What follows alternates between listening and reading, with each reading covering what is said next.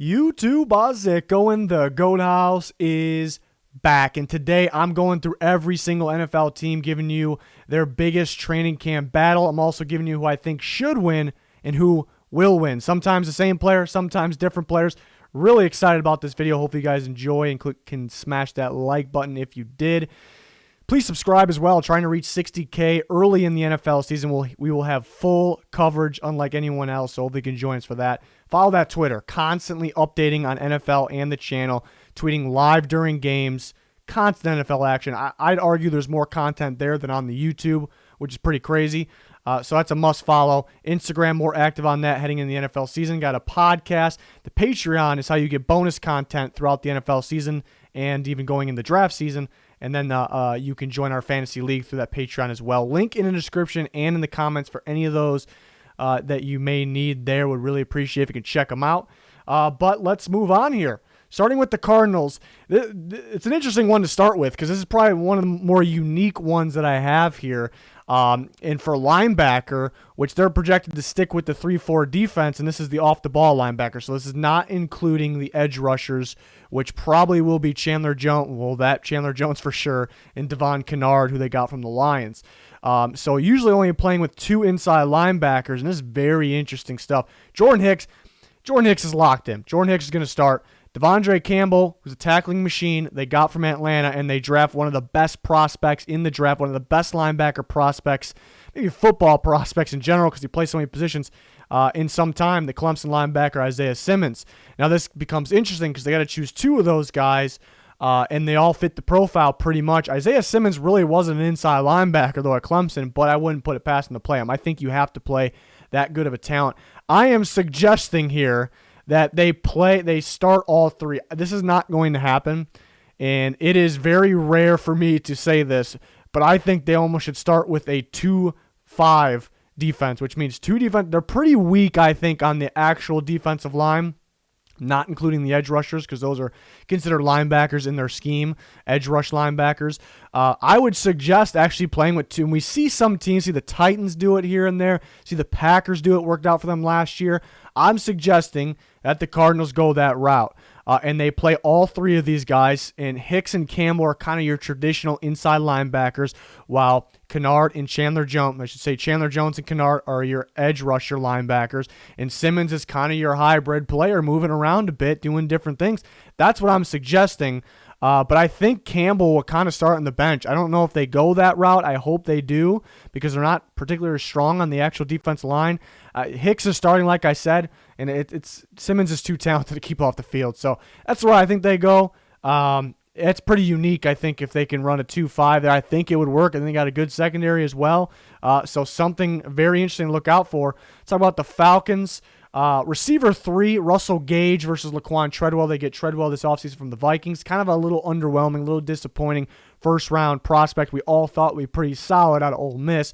I think Treadwell should be the third best option, that third receiver on the depth chart for the Falcons. I still think there's talent there. We actually saw him pick it up a little bit last year, and the Vikings actually cut him, brought him back because there was some injuries, including Adam Thielen, and Treadwell looked pretty good. Maybe not really good, but, better than expected, I should say. Russell Gage's been pretty solid, sneaky guy, got some speed to him. Maybe it's an easier guy to plug and play because Gage can line up pretty much anywhere, run any route. Treadwell is more talented than people realize. The Vikings didn't really use him in the right ways, in my opinion. I think the Vikings there was times where he dropped the ball and he needs to be a little quicker with his footwork. But I think the Vikings are kind of to blame here. They use them in different ways. That they put them in the slot sometimes, and that's just kind of their offense. I think they didn't really have their true identity or offense when they drafted them. And they kind of switched to this, just pretty much playing two receivers and guys that need to be able to play in the slot and play outside. So he didn't really fit. Throwing him a lot of slants. He's a red zone beast out of Ole Miss if you kind of look at him as a prospect. And the Vikings didn't give him one jump ball. I think you use him down the sideline. I think it's perfect, basically. I think with Matt Ryan, learning from Julio Jones, I think this is perfect. Treadwell should be their third best option, but I think most likely Gage will get the third most reps for the Falcons. Wouldn't really be a surprise. So interesting one there for sure. All these will be interesting. The Ravens, right guard. I think this is pretty straightforward. DJ Fluker, who they get from the Seahawks, I think that ends up being him. It should be. It will be. I think a lot of people thought Ben Powers before they got Fluker. When they got Fluker, I think there was a lot of people out there that's still leaning towards Ben Powers. They do draft Ben Bredesen from Michigan. So there's some options. They got options. Losing Marshall Yanda. Bozeman will obviously be the other guard there, but I think Fluker's got locked up. Similar blocking scheme from Seattle, obviously, power running, Chris Carson, they're pounding the football, and the Ravens like to do the same thing. That's kind of how they throw teams off, because Lamar Jackson can run in, bounce out, can just run straight out, and that's where they throw them off, because they got those running backs that are kind of just power running, and then the scheme is just man scheme, just straightforward. So that's kind of their key to their success, part of it, and Fluker fits that. He struggled at times. I heard he's in pretty good shape this year compared to last year. Heard he's looking good in camp. I think all of us do here. If any Ravens fans watch, I think we expect Fluker to be in there starting. So after that, was there another good option? I think Deshaun Elliott's going to lock up that Earl Thomas spot. So not really, too many solid. Maybe LJ Fort versus Malik Harrison, perhaps. But this was kind of the most talked about one for the Ravens throughout this offseason. The Bills, cornerback 2, so starting cornerback opposite of Tre'Davious White, Josh Norman, Levi Wallace. They pick up Josh Norman. We all think it's Josh Norman. It's got to be Josh Norman. But an injury in camp could affect this. I think it should be Josh Norman. I think it's a plug-and-play type guy. He has the knowledge. Maybe he lost a little bit of his step, but he has the knowledge. And now kind of taking some pressure off him. Now he's in the cover receiver 2s because Tre'Davious White, one of the best corners in football. I think it all makes sense. Levi Wallace, it's a toss-up for me predicting who will win. I'm thinking week 1 it's probably Levi Wallace because the Norman injury. But I think Norman's kind of a plug-and-play guy. He has the knowledge. So that's definitely an interesting one because it's kind of a toss-up who we think will actually win that job. But I think it should be Norman. Will it be is kind of the question. The Panthers guard, they could struggle a little bit on the interior, trading away Trey Turner. So they have 3 guards. They need to pick 2 of them. John Miller, Dennis Daly, Michael Schofield. Schofield looked pretty solid for the Chargers last year. So as you can see, I think should win Dennis Daly and Schofield. Daly is a rookie out of South Carolina last year. I think he has the ability to play tackle guard. I think he could be a solid guard. Are they kind of a sneaky, steal for them in the draft? Nothing major. But I would go him.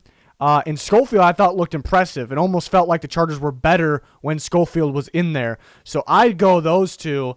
It sounds like they like Miller. I haven't been too high on him. I think Daly is the really more familiar, with this system, or it's a different system, but with I guess has some chemistry with some of those players. So, blocking for McCaffrey. So I think they'll probably go with Daly and Miller there. And it's tough to predict. It's a toss up there too, so it's definitely something to look out for. And then we got the Bears, obvious one, quarterback situation. I think here at the GOAT House, between the GOAT House and friends of the GOAT House, there is a daily debate. Because we have some Bears fans on the channel. There has to be a daily debate, argument about the Bears quarterback situation. It's hilarious. Sometimes it's pretty friendly. Sometimes it gets a little heated. And when they traded for Foles, I'm thinking it's Foles. You don't just trade for the guy. It's Foles. It's a good fit with the Nagy offense. It's going to be a lot of small ball, a lot of RPO, which they couldn't run last year. Trubisky just really wasn't working. Foles is familiar with that. It's so perfect. And then we have kind of the lack of training, training camp getting pushed back.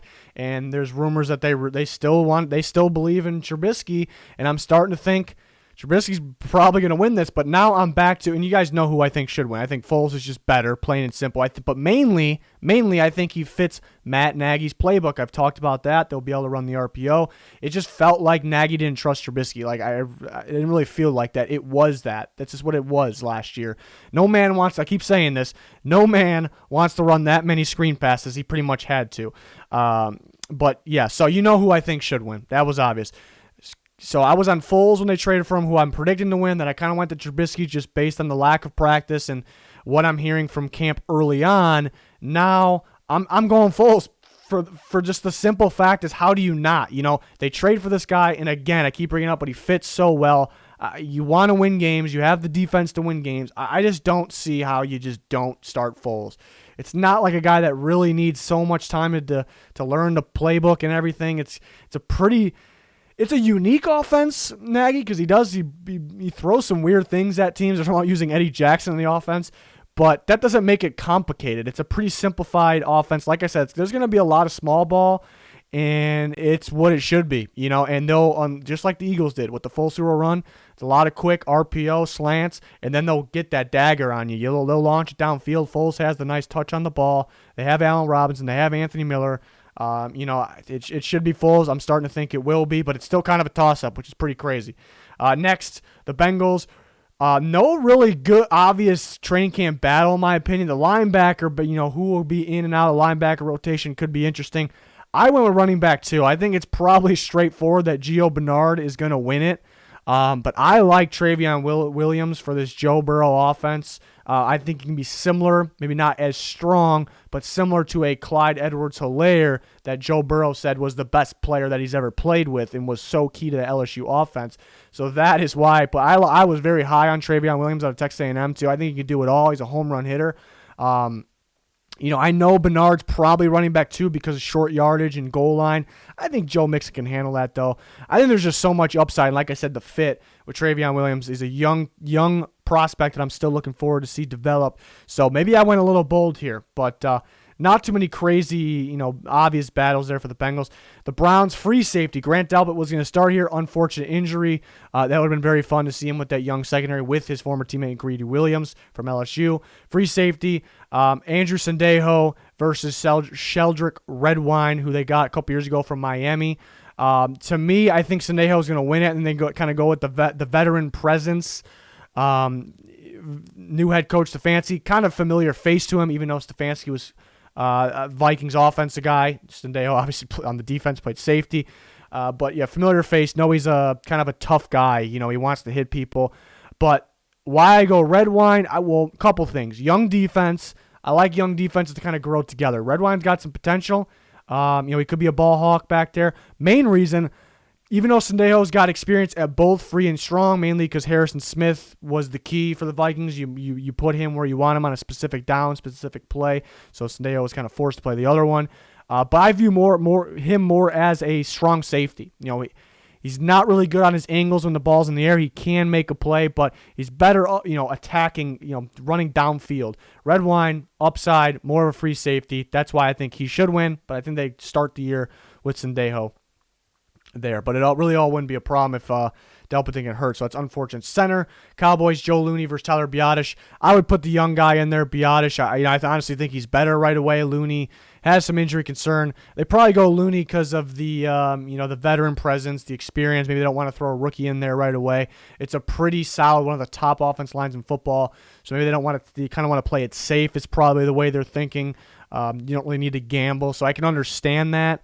I think BIADASZ probably could be better right away, and I'd kind of get him developed right there. So either they stole him in the draft. There was some minor injury concern, so we'll see if that comes back up.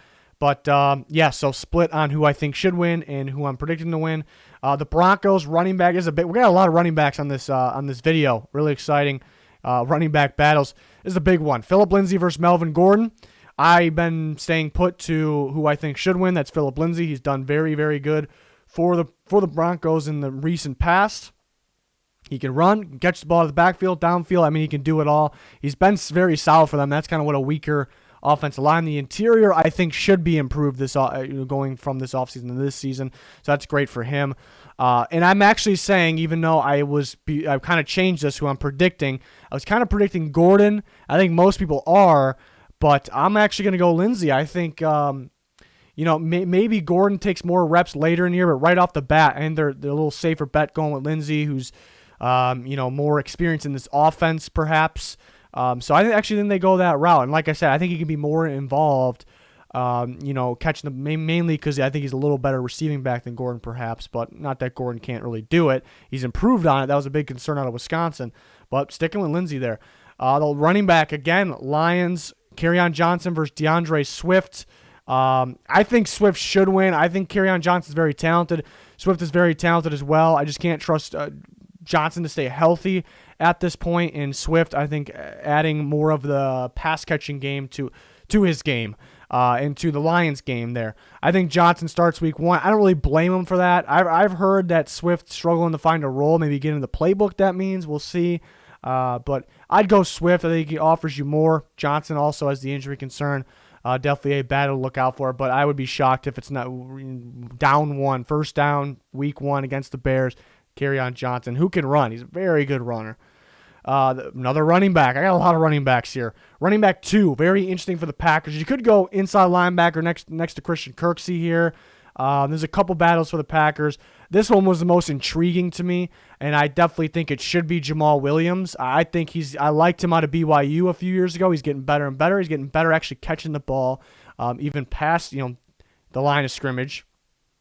And they draft A.J. Dillon pretty high, and they like him a lot. So I think they go Dillon mainly, and I kind of can understand it, mainly to test your future. Can he be RB1 of the future? Is he for sure going to be your RB2? Because you got some guys that are going to be free agents. Aaron Jones leading the way, Jamal Williams.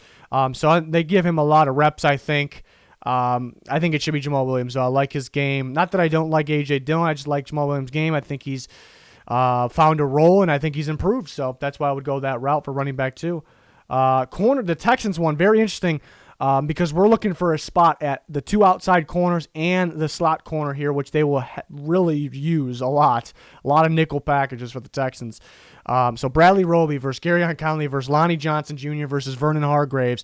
Who what I would do actually is I'd put Roby out there on the outside. I like him. I like Lonnie Johnson. I like his potential. I like his physicality mixed with his length. I'd put him on the outside, and I actually would like Gareon Conley in the slot. There were some questions. Could he be better in the slot?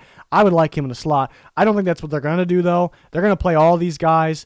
They're going to play Reed as well. They drafted from Penn State in the slot a little bit.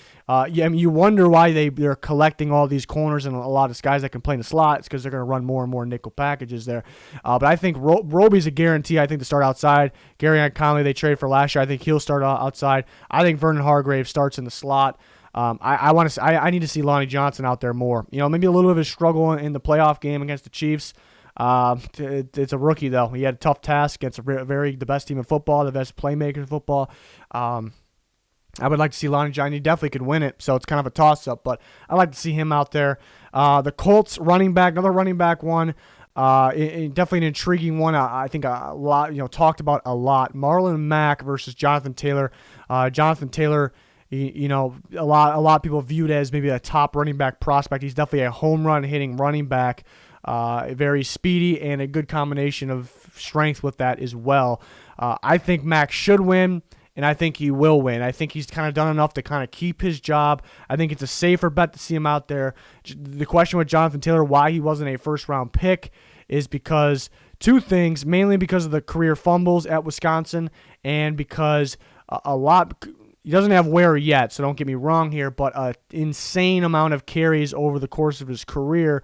And you don't want to give him a full load early. So, early in games, you don't want to have that turnover that's game-changing. And then down the stretch of games, you don't want to have that either. So I think Jonathan Taylor fits in right in the middle of game plans. And I think Marlon Mack kind of keeps his job as he should there. So definitely a good 1-2 punch. Can't wait to watch there. The Jaguars running back, actually just this morning, surprisingly cut Leonard Fournette. And they have Chris Thompson, who's familiar with Jay Gruden, their offensive coordinator. Obviously, he was in Washington. RYQUELL, ARMSTEAD, who they drafted out of Temple a year ago. And Devine Ozigbo, a rookie from Nebraska a year ago. So not this year, obviously. But so that is kind of the battle there. I think should win. Thompson will win. Thompson. And it's a tricky one because is Thompson an every down back? Is he kind of a first down back? Can he take the load inside the tackles? I don't know if he can take the load, especially because he has injury concerns. But I think this is a fits Jay Gruden. Remember that. Gardner Minshew, it's a lot of quick fire offense. They're going to use the back. They're going to pass the ball to the back a ton. Chris Thompson is a very good back at catching the ball out of the backfield, downfield as well. And that's kind of the name of the game, this Gardner Minshew, Jay Gruden offense here. So I think Thompson... and I don't see why not. It's not the same league as it was a few years ago. First down, you got to kind of go with the power back. It's not really that anymore. Armstead hasn't really practiced much.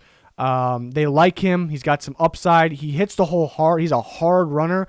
Why I wasn't really high on him out of Temple is because he ran into contact a lot. Not really at the line of scrimmage, but that next level. For some reason he found the contact. So he didn't have the vision at the next level. Ozigbo is kind of a sneaky guy here that can get on the field for sure. Pretty good Nebraska tape. So, but Chris Thompson's kind of the main fit here, and I think he's the best overall talent. The Chiefs, a four-man battle for that starting defensive end spot opposite of Frank Clark. Frank Clark obviously locked in, so I wasn't going to list him here. Alex Okafor, Tano Passanio, Breland Speaks, Taco Charlton. Charlton's very low chance, I'd say. Passanio kind of benefited from a little bit of a defensive scheme switch last year. It was kind of a raw prospect out of Villanova a few years ago. I didn't really see him in the 3-4. That's what they ran when they took him. Looked to pick up his game a little bit last year. Okafor, Speaks, we didn't see him last year. Out of Ole Miss a few years ago. Pretty productive, pretty strong defensive end, physical. I like Speaks to win. Should win and will win. I think he's just by far the most talented guy there. Maybe lacking a little bit of speed for a 4-3N. Maybe teams, maybe fit actually more would fit better as a 3-4N, which he was going to play. So he hasn't really played in this 4-3 defense yet, but I think he could do it. I think he's just overall the more talented guy. Passanio has some upside there. Freaky dude, has some upside, so I'd watch out for him as well. Chargers, quarterback. Tyrod Taylor versus Justin Herbert. This is probably the toughest one for me to decide who should win. It sounds like Tyrod Taylor's going to get the job. So maybe it's not. Maybe to some people that just believe that what Anthony Lynn is saying, you're just clear cut. You think Tyrod Taylor's the guy. But why I say it's really tough for me to decide who I think should win is because I do think Tyrod Taylor is better right now. I'm not. If you remember the draft process, I'm not a huge Justin Herbert guy. Pretty athletic for his size. I love that. Ridiculous arm strength. The ball velocity is ridiculous. Obviously can air it out, can throw on the run, but I think he's more of a system guy. Everything kind of got to be going well for him.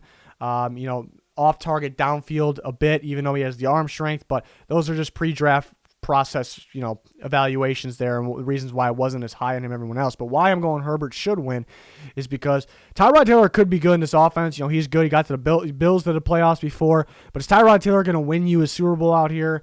Probably not. And even though you're better with him right away than Herbert, whether you like it or not, Herbert is, and this is applying to me really, Herbert, whether you like him or not, he definitely has upside. Definitely can be good. More than that, can be.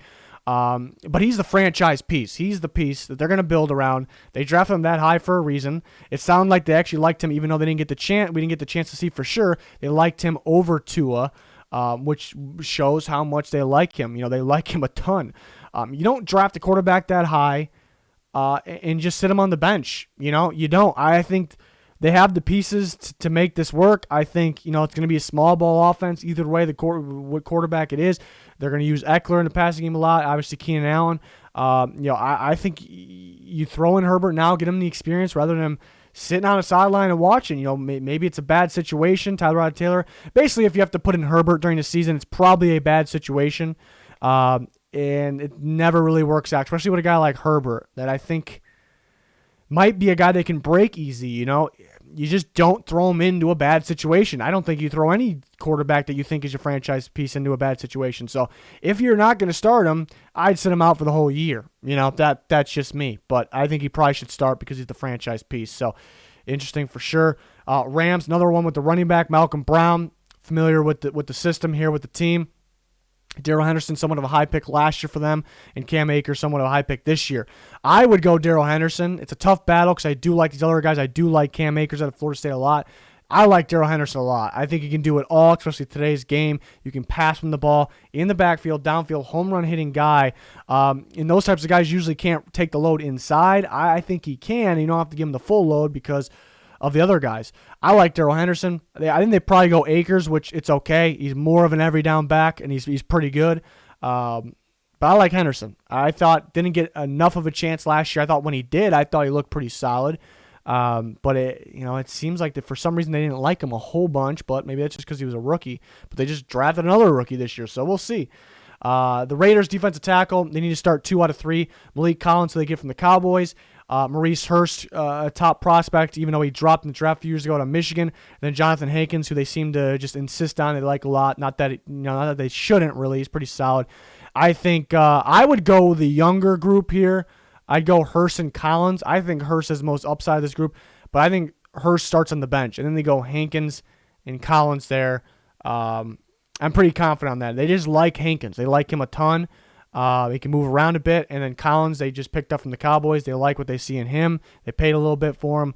So I think they go that route. It's definitely. I was actually going to go cornerback here, but it looks like, yeah, it's pretty much as it should be. It looks like it's locked up as the young duo there, Trayvon Mullen and Damon Arnett.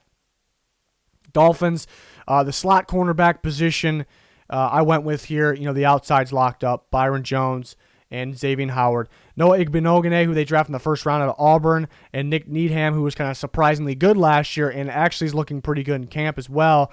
But I think they should go with the first round pick. A lot of upside there, especially playing in the slot. Used to be a receiver, so not too much knowledge at the cornerback position, just all that purely based on playing the receiver going against corners, which I kind of like. Very athletic as well. He should win. I think he will win. They drafted in the first round for a reason in their thought process, so I think that's the route they go. The Vikings cornerback for this, just like the Texans, we're going to find two starting outside and a slot corner.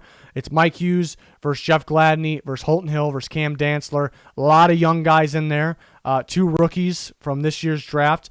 I think who should win, I would actually start, interesting, I would start the two rookies outside, Gladney and Dantzler. Gladney is experienced in the inside, but I liked his tape a lot on the outside. They drafted him in the first round for a reason. Dantzler in training camp looks like their best corner so far, and he's definitely an outside corner. Hughes, a little inconsistent on the outside, but has the speed, has the knowledge to play out there. I think he's probably better off in the slot. So I'd put Hughes in the slot, start the rookies outside. I think they're going to start Hughes, and I think Cam Dantzler, who's looked like their best corner in training camp so far, I think those guys start outside. So interesting that a third-round corner, this rookie corner, is going to start outside over a first-round rookie corner in Jeff Gladney, but I think they like Gladney in the slot. Gladney's probably pretty safe to start, whether it's in the outside or the slot. Same with Hughes. One of those guys is going to start inside, one's going to start in the slot. So I think Dantzler wins that. Holton Hill had to play a bit his undrafted rookie season and actually looked pretty solid. Last year suspended. When he comes back, and they've had all kinds of corner struggles with guys coming on and off the field and just struggling in general, and they really didn't put him in there for some reason. So if it wasn't for that, I'd say Holton Hill probably starts just based on 2 years ago. But they just insisted on other guys, instead of Holton Hill last year. So that tells me a bit there. I think he's good rotation, or good depth, I should say. So definitely something interesting to look out for, the Vikings cornerback position battle. Yeah. The Patriots, long list of running backs. Who knows what Bill Belichick's going to do? I just look at the best one here, Sony Michel, and they like him. They drafted in the first round a couple years ago for a reason. You look at the playoffs, not last year, the year before, he was absolutely dominant in those playoff games. Some crucial moments that he was an impact player. He's solid. I think he was a letdown to some people's fantasy teams last year, so people are starting to write him off. I'd say not so fast at all. He's very solid. James White maybe has more to his game. I wouldn't be surprised if they went into Lamar Miller, right away. He just came off the PUP list. I've also heard that Damian Harris has looked really, really good in training camp, and that's a Alabama running back that had a very good career there, a young guy.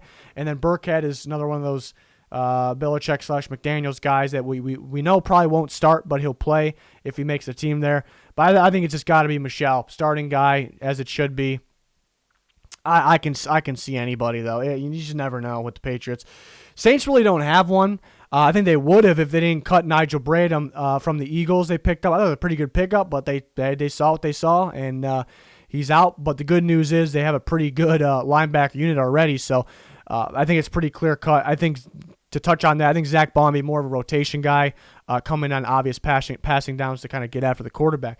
So we're left with quarterback 2. The question was, what would happen if Drew Brees got hurt before last year?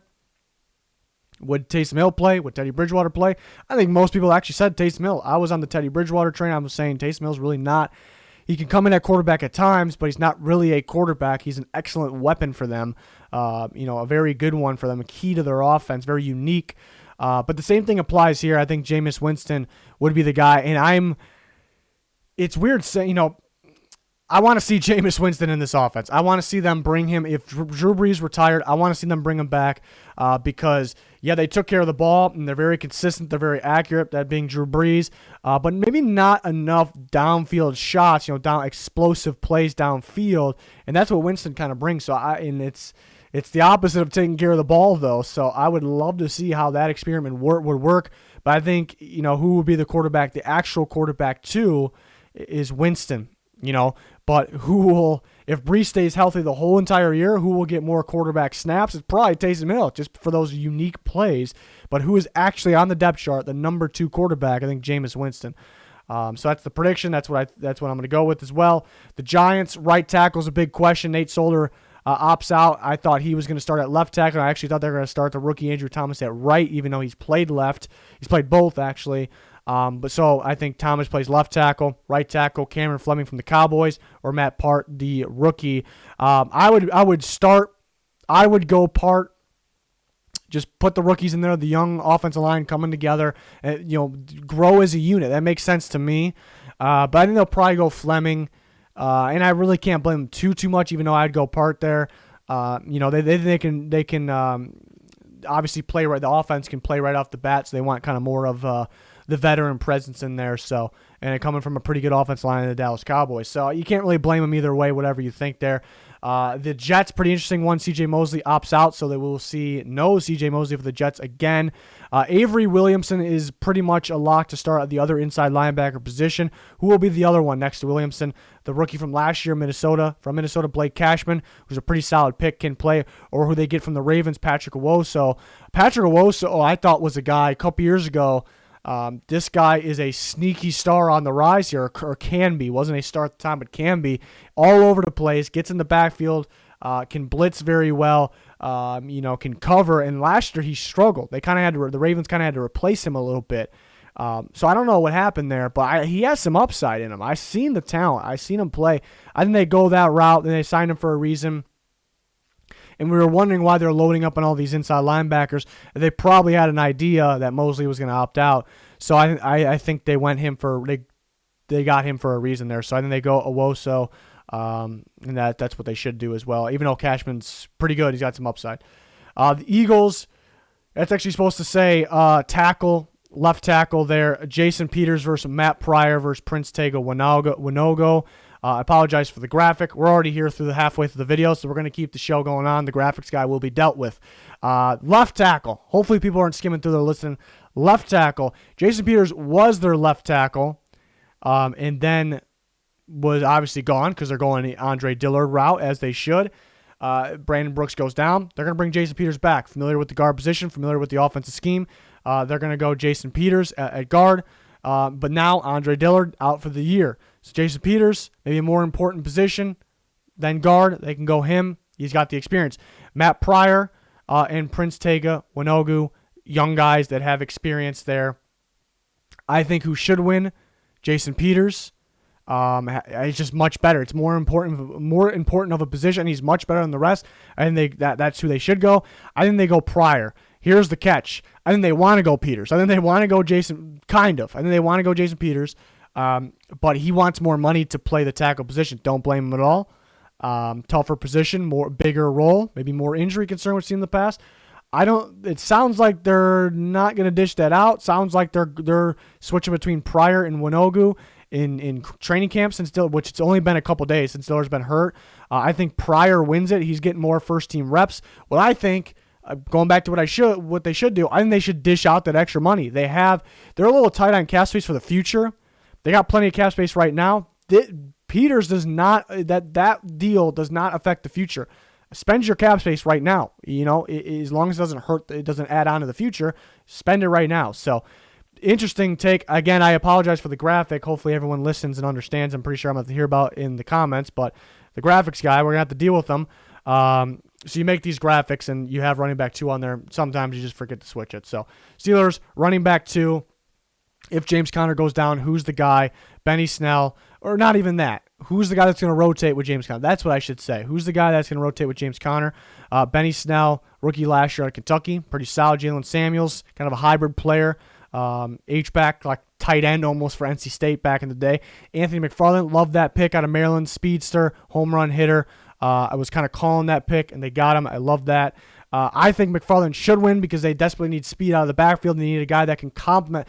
James Conner's his own guy, and then McFarland's his own guy.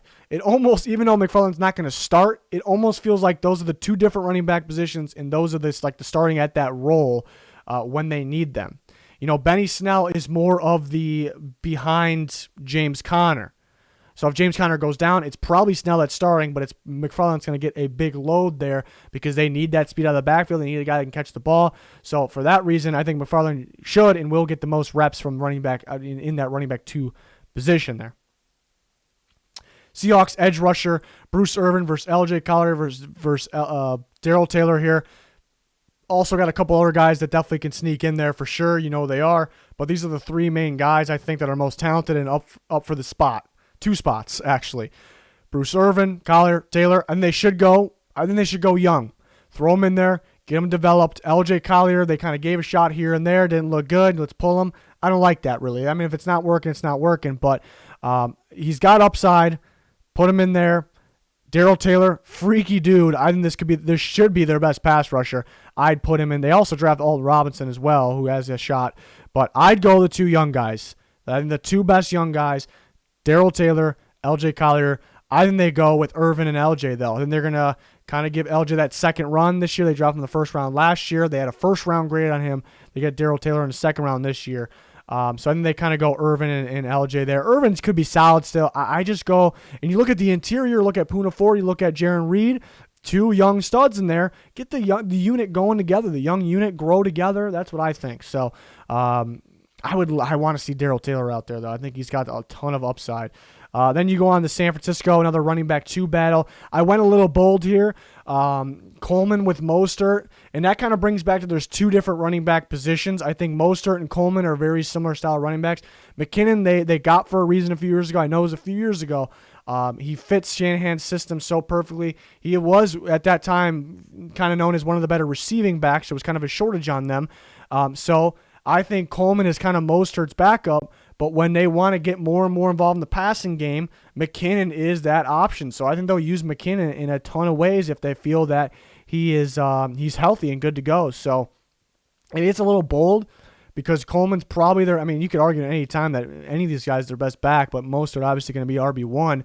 But Coleman is more of the Mostert type. He is more of his backup, where McKinnon's kind of his own guy, and that's why McKinnon could actually be, in terms of the reps and where how much they use them, could actually be running back 2. So I can't wait to see what they do there. They got a good room, that's for sure. Tampa Bay receiver 3, Justin Watson versus Scotty Miller versus Tyler Johnson. Tyler Johnson was a sneaky good pick there in the draft. I kept kind of throughout camp, I kept hearing one day Justin Watson's looking ridiculous. This has got to be receiver 3. The next day it's Scotty Miller. Kind of gathering all of that information. I think it should be Miller. I think it will be Miller. Tom Brady keeps raving about him, and he's been consistent and dominating camp.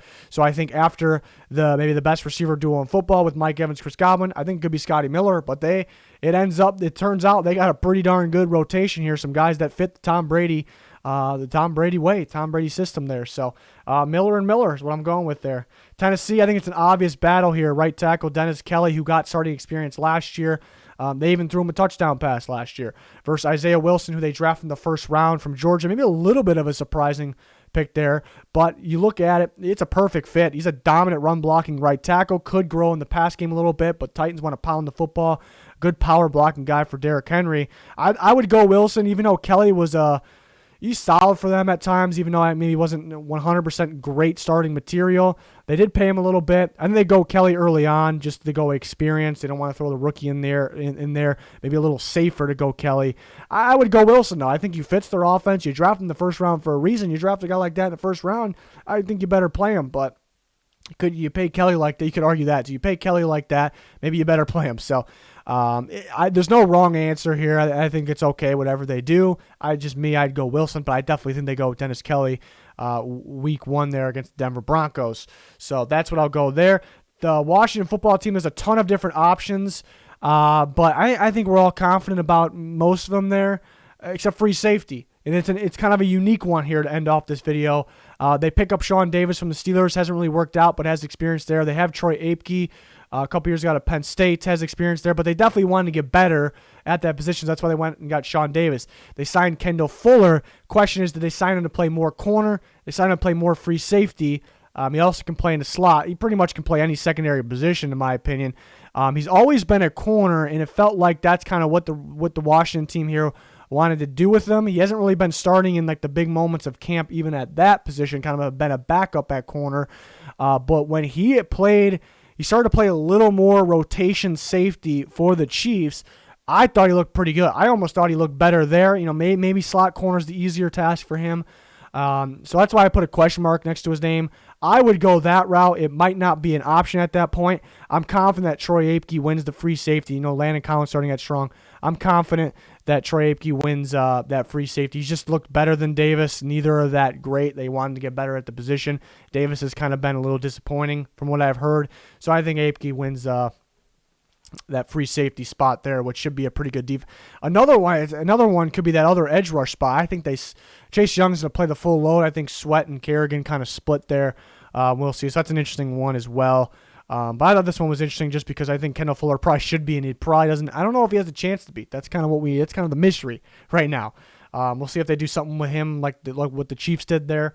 But yeah, that's going to do it for this video. Hopefully you enjoyed it. Really enjoyed making this one. Again, apologize for that graphic mix-up. I think everybody's going to survive that, though. I think we're going to be okay. The graphics guy will keep his job for now. But hopefully you guys can subscribe, trying to reach that goal. Turn notifications on. You won't miss a thing during the NFL seasons. Please smash that like button. We much appreciate it. That's going to do it for this one, though. Thanks, everyone, for watching. Goodbye.